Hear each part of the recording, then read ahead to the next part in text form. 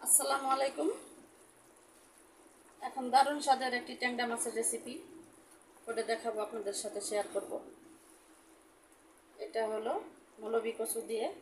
এটা কোন অঞ্চলে কি বলে আমি জানি না, আমাদের অঞ্চলে বলে মৌলবি কচু। সেই ডাঁটি দিয়ে ট্যাংরা মাছের রেসিপিটা তৈরি করব। আসুন রেসিপিটা শুরু করা যাক। স্কিনে যেই কচুগুলো দেখতে পাচ্ছেন, এগুলা গলা চুলকায় না। এই কচুগুলোতে দারুণ হয় খেতে, বিশেষ করে চচ্চড়িতে খেতে ভালো লাগে। আমি কচু দিয়ে ট্যাংরা মাছ রান্না করব।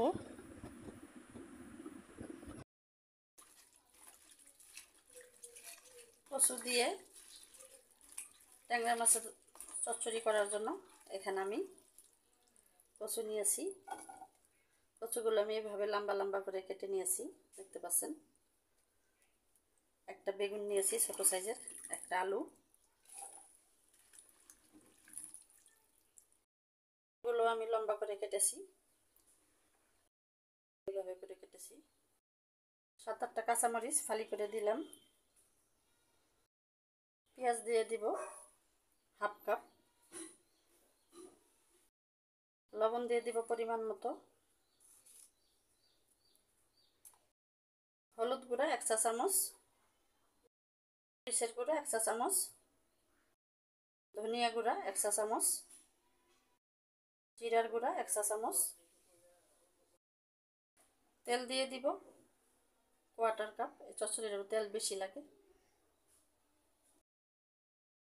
সবগুলো উপকরণ আমি ভালোভাবে মিশিয়ে নিব। সবগুলো উপকরণ আমি মিশিয়ে নিয়েছি। ট্যাংরা মাছগুলো দিয়ে দিব।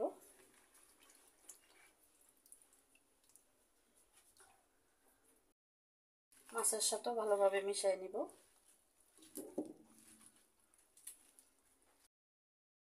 মাছের সাথে ভালোভাবে মিশিয়ে নিয়ে এখন পানি দিয়ে দিব। পানিটা বেশি দিব না, কচুর থেকে অনেকটা পানি বের হবে। এখন ঢেকে দিয়ে 2-3 মিনিট রাখবো। 2-3 মিনিটে অনেকটা সব তরকারি মজে যাবে। সরি, আমি আসলে আদা রসুন বাটাটা দিতে ভুলে গিয়েছিলাম, সেগুলো দিয়ে দিব এখন। 1 চামচ করে আদা রসুন বাটা। ঢেকে দিয়ে রান্না করবো 5 মিনিট। ফিরে আসছি 5 মিনিট পর। ফিরে আসলাম 5 মিনিট পর। 5 মিনিট হয়ে গেছে, রান্নাটাও হয়ে গেছে। এখন নাড়াচাড়া দিব না, নাড়াচাড়া দিলে মাছগুলো ভেঙে যাবে। আশা করি রেসিপিটি আপনাদের কাছে ভালো লাগবে। এভাবে কচু তরকারি দিয়ে ট্যাংরা মাছের তরকারি